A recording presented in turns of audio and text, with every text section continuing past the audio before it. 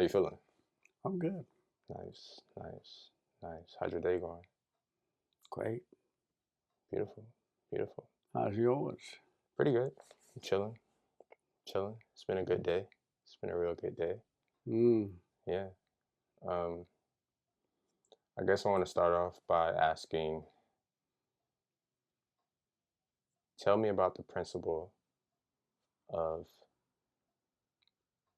giving so other people might live a better life. Tell you about the principle of giving. Yeah, The principle of giving. yeah. We always talk about it. We do. Uh, Giving is the way of life. Giving is what makes life go.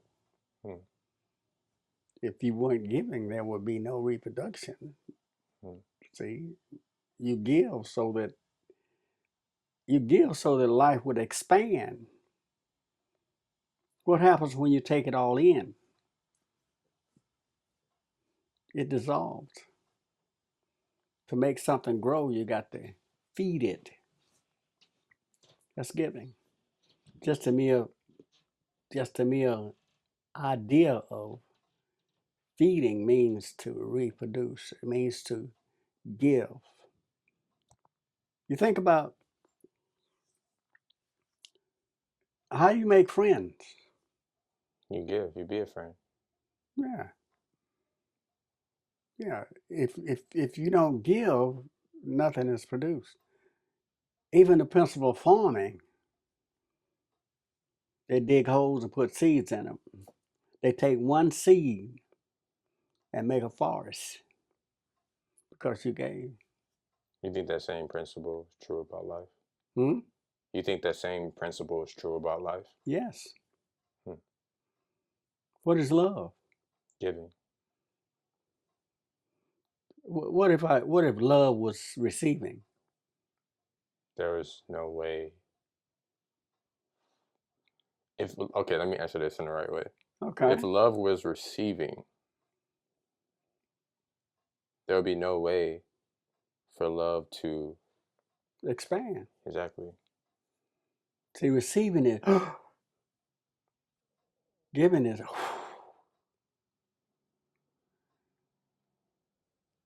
receiving is giving is expanding. I shared with a lot of people because my learning didn't come from the books. My learning come from trial and error. And tell me about some of the trials you made in your Yeah. life from a little kid. Well, it's obvious that nobody was there to teach, so I had to do it. I had to make choices. But see, the only thing my choices was guided by what I saw. I saw some things that I didn't want. So my choices were things that don't fit into that category.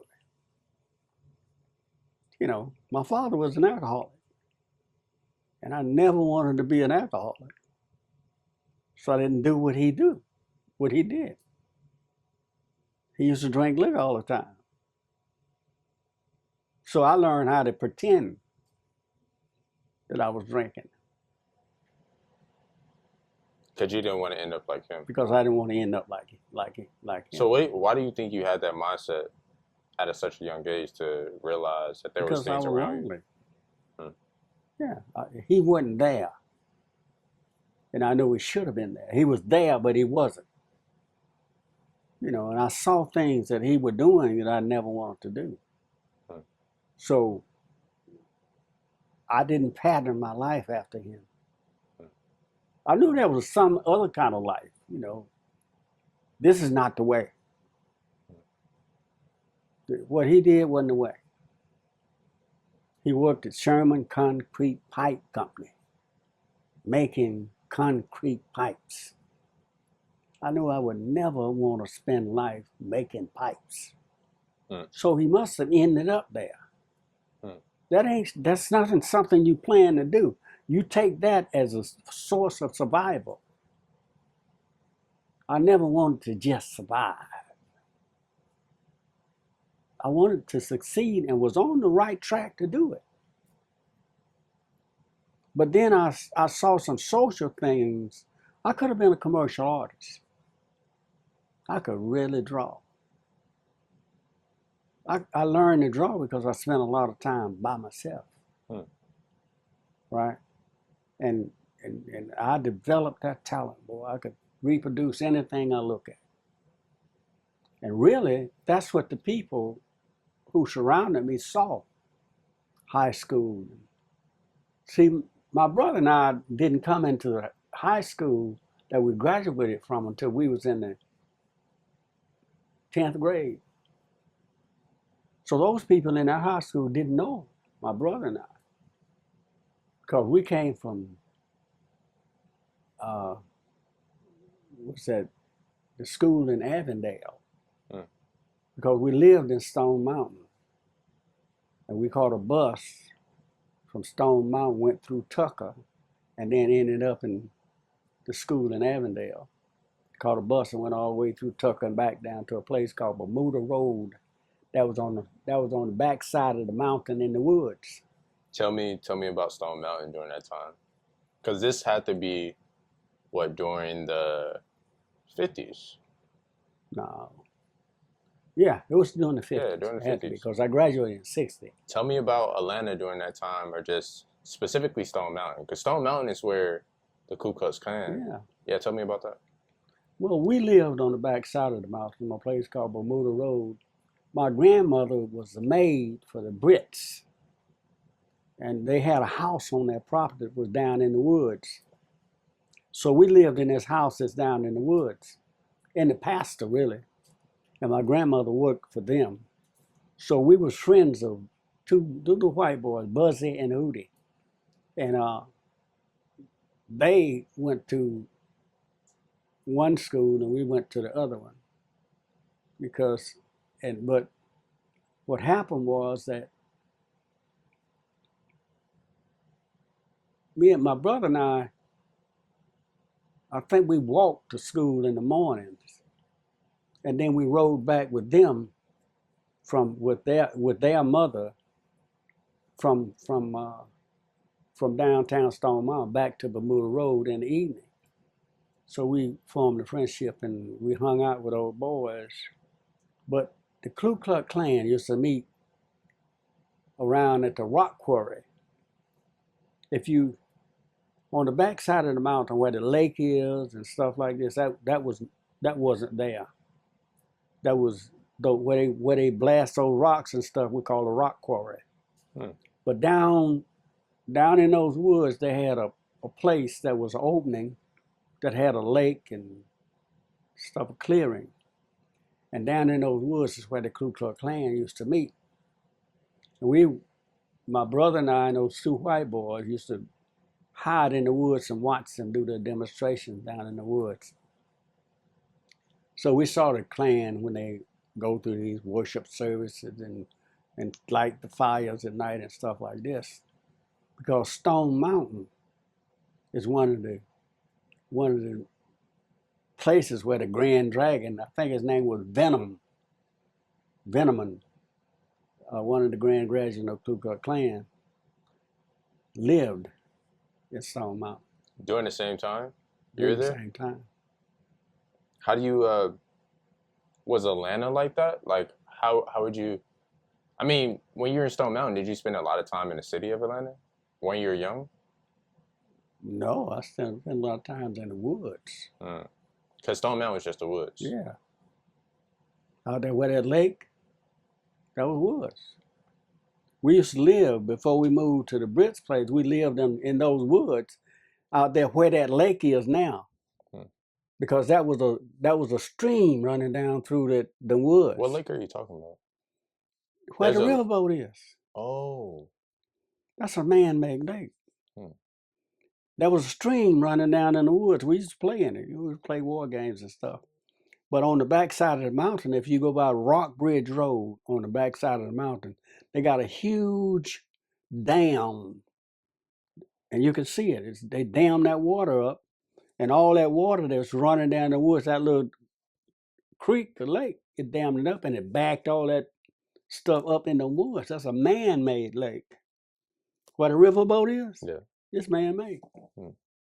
And in the bottom of where that river is where we used to live. Hmm. Because all it was a creek running down through the woods. Hmm. Wow. There was a log cabin where the train station is on Bermuda Road. Where that place is where the park meets and at the train station, it was a log cabin right there. Hmm. And it was like in the backwoods. And that's where the good old boys used to meet and drink liquor and shoot and stuff like this. That park was not always there. The carving was, but the train was never the train. There was a track, they called it donkey track.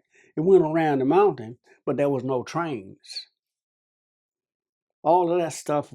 So was it even a place that people would go out there? No. It wasn't even. It wasn't like that. a You go out attraction. there for the killing ground if you got some, where you So it go. wasn't even an attraction ground where people go there and spend No. money and see No. this. No, it wasn't. I saw it before all of this happening because we lived in those woods. Hmm. Now they say, this is the information that I got. They say that someone in Stone Mountain killed my father, but I believe it was a Klan. Hmm. They found him beat to death beside 78, around there, along in that area. They found his body beside the road, beat to death with a lead pipe. My father. My granddad. Hmm? My grandfather. Real grandfather. That's how he died. They put a guy in jail who lived in the place called Plunkett Town in Monroe. I mean in Stone Mountain, over there where the black folks area was, away from the city. It's called Plunkett Town? Yeah, it's called Plunkett Town. Isn't there a song? Huh? That's a song called Plunkett I Town. don't know, but Oh. there was a neighborhood called Plunkett Town where he used to hang out, but he walked from over there around to the backside where we lived with his mother. In the 50s. Huh? In the 50s. He was walking in the 50s. Yeah. There was no other way for black folks to get there. Before, well, when we were in elementary school, we lived in those woods, and my brother and I used to walk that railroad track, like where the train runs now. Yeah.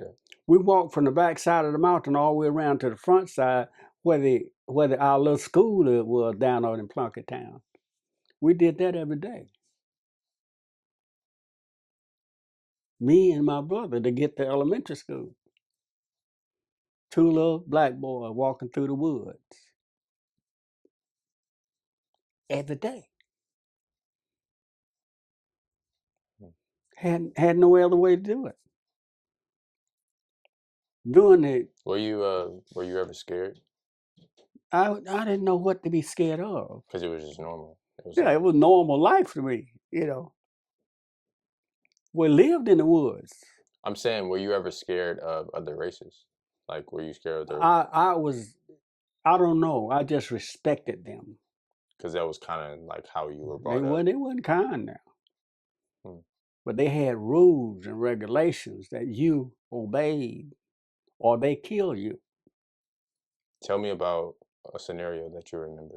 One of the things that you couldn't go to their front door. If you went to their house, you went to the back door. If you wanted to buy a sandwich from one of the restaurants, you go to the back door. You could not sit at soda fountains. There were no jobs for black folk during my lifetime, other than washing dishes and cleaning up, cleaning up the toilets and stuff like that. Hmm. You couldn't work in jobs. When I went to work at MARTA, I was the 7th black person to drive a bus. Black folks couldn't drive buses. The only thing you could do at places like MARTA would be sweep off the bus and watch the windows and clean up the shit. They didn't have black mechanics. Person that worked in the shop during that time was a person that cleaned up behind the white mechanics. That's in my lifetime. That's how things have changed in my lifetime. When I was born, black folks had no privileges. It's just a mental thing. There was a whole different attitude, black and white, until late 70s, when things began to open up for black folks. There were some places that were taboo. I worked at North Decatur Pharmacy as delivery boy. I worked there. But listen, I could not buy anything from the soda fountain because I was black. Hmm. You can't conceive and think about there was times when we couldn't sit at soda fountains. That happened in my lifetime. We had restaurants. You want to buy a sandwich, you go to the back door. In my lifetime, I had been drafted into the service, and we was on a bus going to Fort Jackson, South Carolina.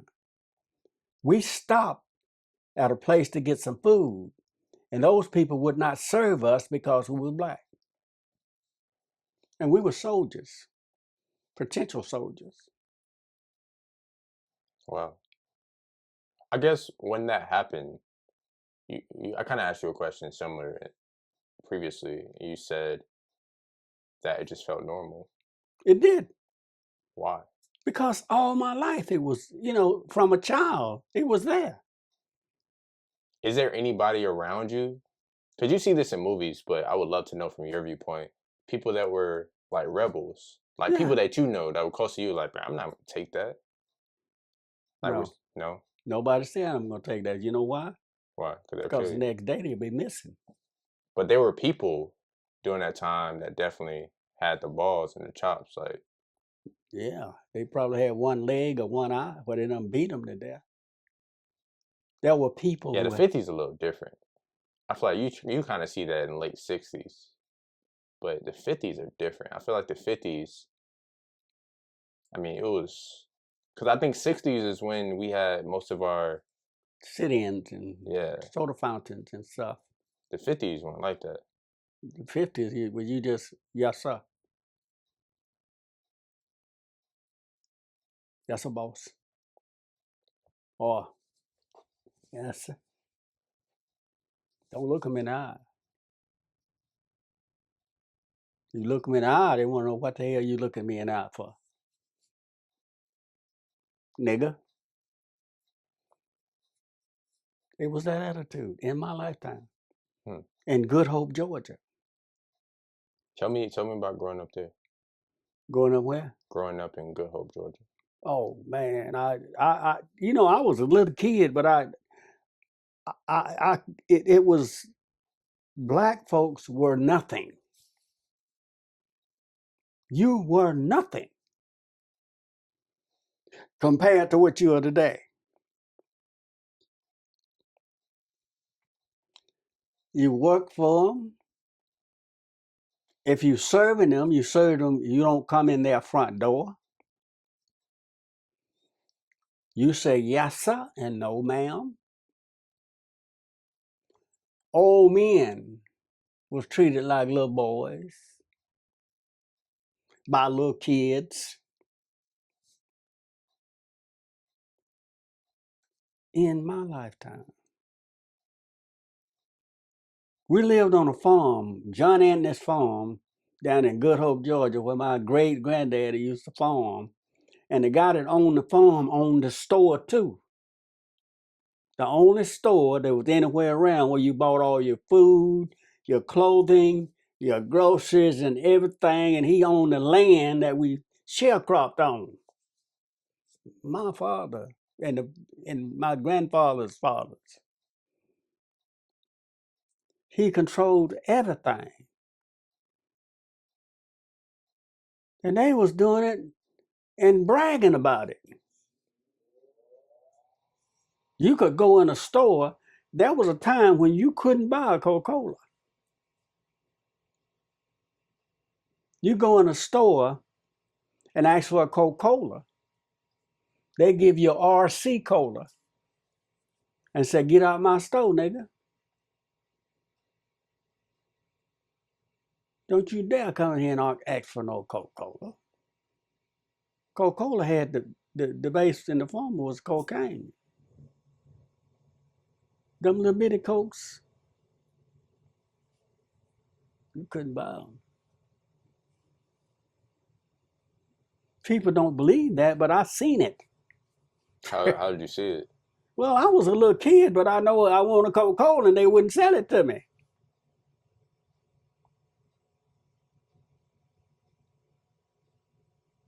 And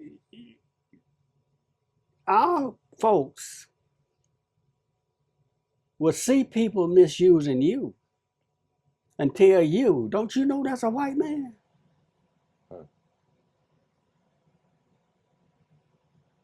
I've heard old folks tell little kids that.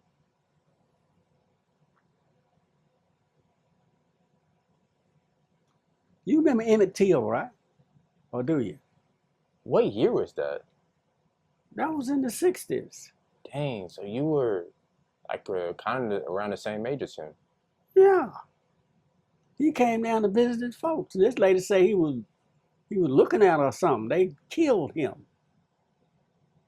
Because he was from Chicago. He wasn't used to that. No, he wasn't used to that. I had a friend during my lifetime. We was in Dayton, Ohio, named Green, George Green. George Green came down to the South to visit his grandmother, right? Yeah. And he had some little cousins that were running around. They had a little white girl that used to run through the woods. They used to kind of tighten her up because she was a little hole, right?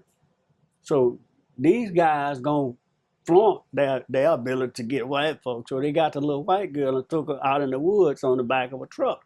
While they was having sex with her, the white folks came up. She said rape. George Green went to jail. And he spent 20 years in jail. And he was visiting his grandma for rape, white girl. But while George Green was in jail, he went to college, got his law degree. And then when he got out of jail, he went back to that same town. And Is this a movie? This ain't no movie. This is real life? This is real life. It's a real story. Yeah. Dang, Dad, that can be a movie. That's a good story. Yeah. Wow, that's sad too. There's somebody in my life that I knew from Dayton, Ohio. How old was she? How Like, old? what year was that? That wasn't no years. And I'm not measuring years at that time. I'm trying to survive. That's real. That's real. But I knew George Green. George Green, we played with him in Dayton, Ohio. He came to the South to see his, to visit his grandparents. He had some little cousins and stuff that knew a secret. Now, George, I want to show you, we can get this white stuff. And they got it, and she was a hoe. But while they had her, the white boys walked up on them in the woods, and she hollered rape. All them boys went to jail. That's wild. Yeah. That's wild. Yeah. So, wow. So, kind of walk me through life as you got older. Because if I do the calculation right, if you were born in 1941, you're 18, basically, well, in the 60s. Mm-hmm. Yeah. So you're 18 in the 60s. Yeah. Everything's going on. the sit-ins, the boycotts. How did you feel as an 18-year-old growing up in Atlanta? I was struggling. Why? Well, I was struggling to eat because I didn't have no daddy, Our mom. and probably didn't have no mom. My grandmother was old, and she had diabetes.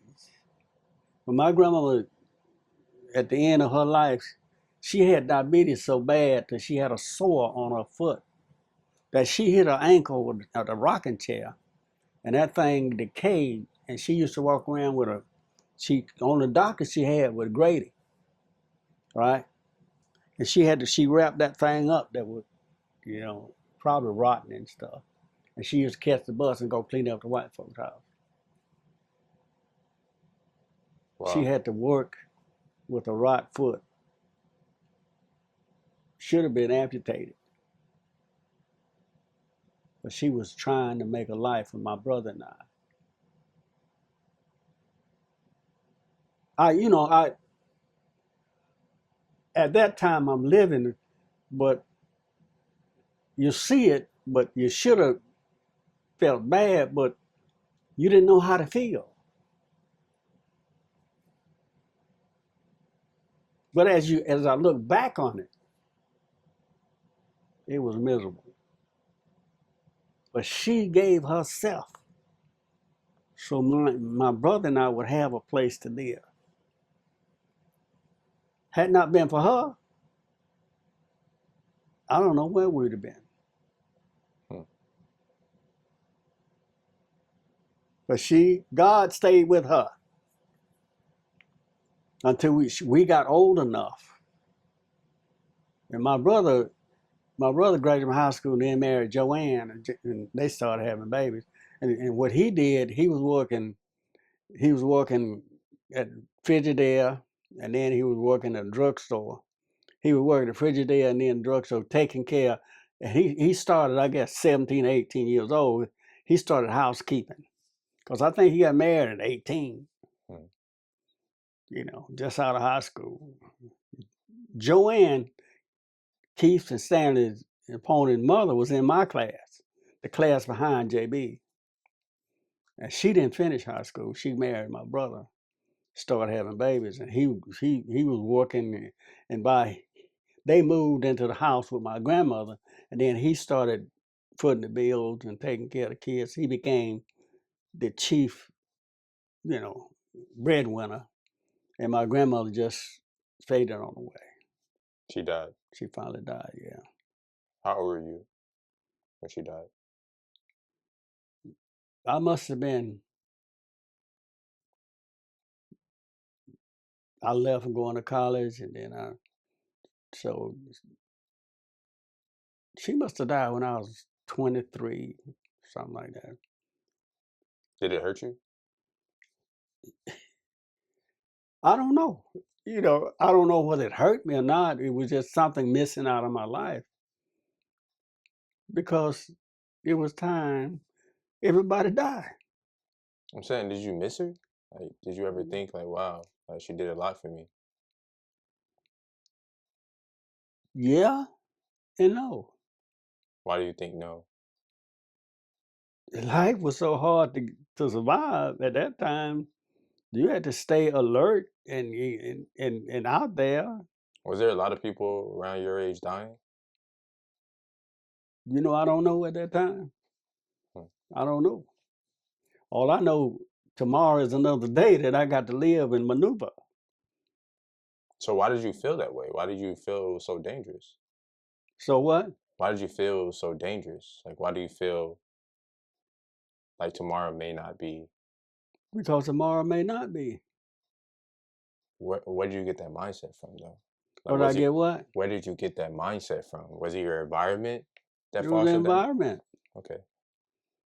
We have stayed in places. We lived in this house on Atlanta Avenue in Decatur. This house was, was my grandmother, me, and my brother, and her father lived in this house, and it was like it probably should have been condemned. right? But I used to sleep on the back porch. And the back porch, there was cracks in the wall about that wide that you could see outside. And you get on the back porch and like on a sofa or something and wrap up in quilts and stuff and keep warm. I've crawled in the bed and rat shit was in the bed. At night you could hear mice and stuff running around on the floor. And you had to sleep in that. Get up the next day and face the day. I've worn shoes that were so run over until, the heel and stuff, and I had tacks in my heel. I would knock the heels off my shoes and call them California flats. And these people at school would say, "Oh man, where you get them shoes?" I said, "Yeah, these new style California flats." And them people with good shoes would knock the heels off their shoes so they could have some California flats. That's dope. So even though I didn't have nothing, I was proud with nothing. Yeah. You know what I'm saying? Yeah, that's dope. That's really dope. Yeah. Dang. It wasn't easy without a mother or a father. Also, it wasn't dope that Huh? you had to. It wasn't dope that you had to knock the heel out your shoes. It was dope that the fact that you created a trend. Yeah. I just want to clear that up because it sounds kind of bad, but nah. I think it's just you do what you got to do. You got to make every day work a positive thing for you. for sure. Yeah, you got to do it. So what advice do you have for people that might be going through a bad day? Because it obviously seems get the best out of it. Everybody had bad days. Life ain't no joke. Life is not a joke. If a person find a weakness in you, they're going to take advantage of it.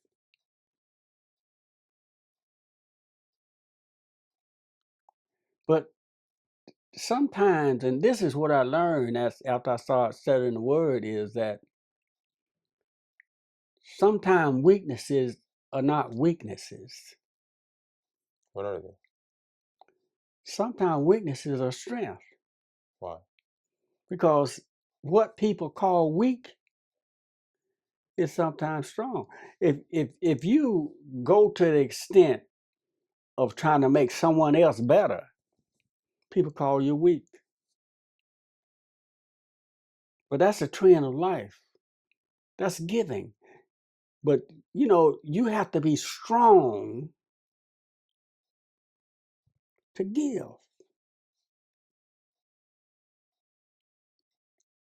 Weak people are the people who take advantage of folks. We started this conversation about planting and reaping. We did. But that's the principle of life. The principle of life is not what you go out there and take. It's what you give. The principle of life is how much can I give? I agree. Yeah. Definitely agree. Because although I look at my life, it was tough. But God had a plan. I failed in the plan because every time I thought I was strong, I was weak.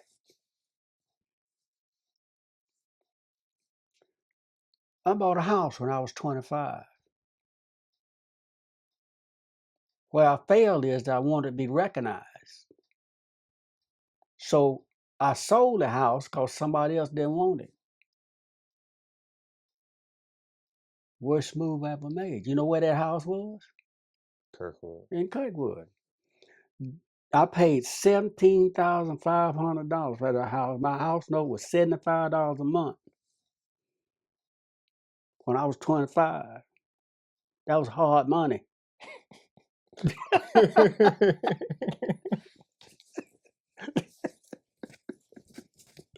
That's real. That was hard money to get for a 25-year-old to get. Wait. Let's do the number. So you were born in 41, 25. Wait, don't tell me. Don't tell me. 61. Huh? Add 4. It was like 66. It was like 1966. You was 25. Yeah. Yeah. I 1966. own a house. Hmm. I sold it because it wasn't popular.